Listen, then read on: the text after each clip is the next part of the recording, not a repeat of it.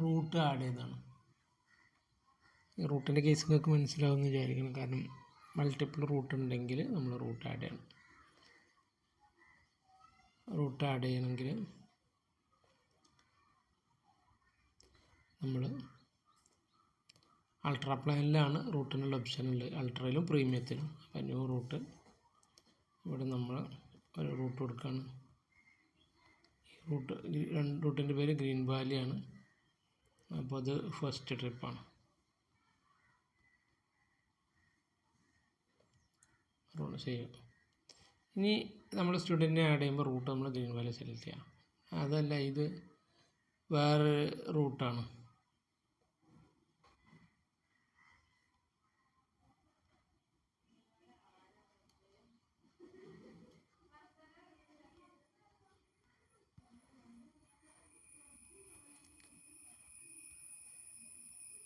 Save ചെയ്തു. അപ്പോൾ നമ്മൾ റൂട്ട് സേവ് ചെയ്യുമ്പോൾ പാരഡൈസ് റൂട്ടിൽ ഈ സാധനം നമ്മൾ എന്തിനാ സേവ് ചെയ്യുന്നത് വെച്ചാൽ, നമ്മൾ എല്ലാ കുട്ടികളും നമ്മൾ പിക്ക് ചെയ്തെടുത്ത് നമ്മൾ ട്രിപ്പിൽ വന്നിട്ട് എല്ലാ കുട്ടികളും പിക്ക് ചെയ്തെടുത്തിട്ട് സ്കൂളിൽ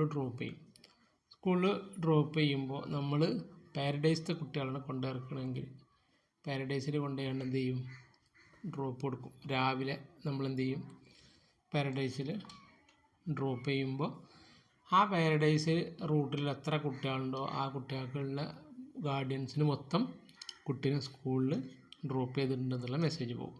അതാണ് നമ്മുടെ റൂട്ടിൻ്റെ ഒരു ഫെസിലിറ്റി ഇതിലുള്ളത്.